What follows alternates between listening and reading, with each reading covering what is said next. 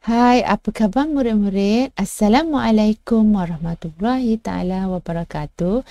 Untuk video pendidikan Islam tahun 1 pada kali ini ialah tentang akidah, iaitu unit 1, rukun iman, iman peganganku. Baiklah murid-murid, kita mulakan pembelajaran pada kali ini dengan membaca doa. Bismillahirrahmanirrahim. Allahumma aftah alaina hikmataka wanshur alaina min khazaini rahmatika ya arhamar rahimin. Amin ya rabbal alamin. Di SKP yang hendak dipelajari ialah 3.1, iaitu merumus dan meyakini rukun iman serta menjadikannya sebagai pegangan dan asas tindakan dalam kehidupan harian. Baiklah murid-murid, untuk tajuk rukun iman, iman peganganku, mari kita kaitkannya dengan cerita Fir'aun sebagaimana yang diceritakan di dalam Al-Quran. Ya murid-murid, siapakah dia Fir'aun ini? Dikatakan Fir'aun adalah seorang manusia yang tidak beriman kepada Allah. Seterusnya murid-murid, apakah yang dimaksudkan dengan iman? Iman ialah meyakini dengan hati, menyebut dengan lidah dan membuktikan dengan amalan. Seterusnya murid-murid, apakah yang dikatakan dengan rukun iman? Baiklah murid-murid, rukun iman itu ada 6 perkara. Rukun iman yang pertama ialah beriman kepada Allah. Rukun iman yang kedua, beriman kepada para malaikat. Rukun iman yang ketiga, beriman kepada kitab-kitab. Rukun iman yang keempat, beriman kepada Rasul. Rukun iman yang kelima, beriman kepada hari kiamat. Rukun iman yang keenam, beriman kepada qada dan qadar. Baiklah murid-murid, apakah kepentingan rukun iman kepada mereka yang beriman? Pertama, orang yang beriman akan berakhlak mulia. Kedua, orang yang beriman akan bersikap berhati-hati. Ketiga, orang yang beriman akan redha dan bersyukur. Dan yang keempat, orang yang beriman hidup akan dirahmati dan dikasihi Allah.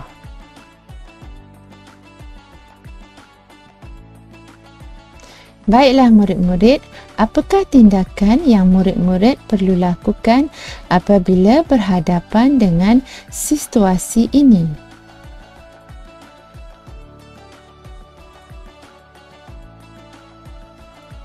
Apakah tindakan yang murid-murid perlu ambil apabila ternampak seorang guru mengangkat buku yang berat?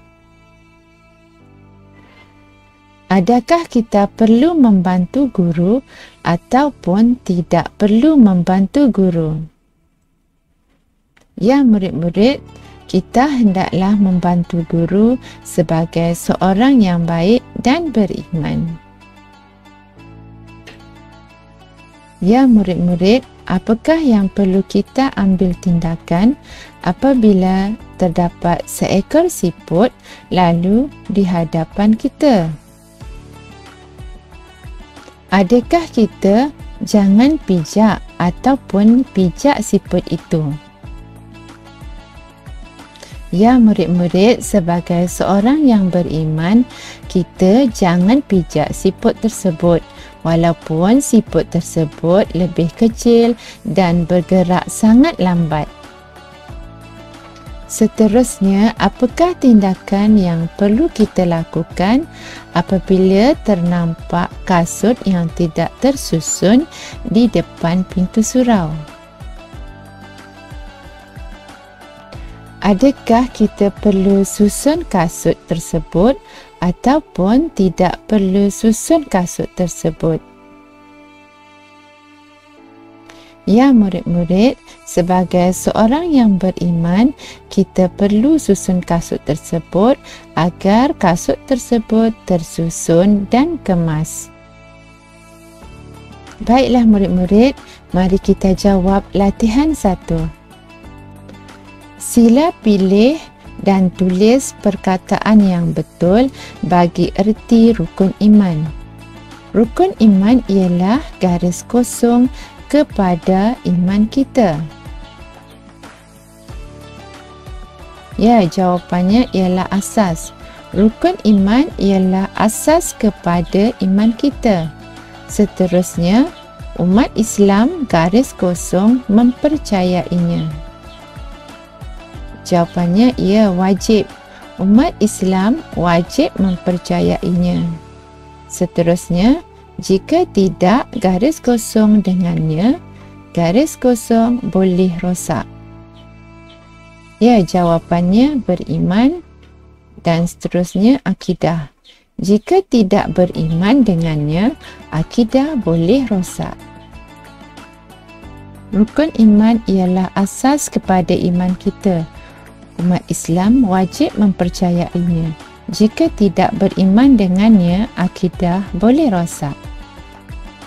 Mari kita jawab latihan 2. Sila pilih dan tulis jawapan yang betul bagi rukun iman. Pertama, beriman kepada ya Allah. Kedua, beriman kepada ya para malaikat. Ketiga, beriman kepada ya para rasul.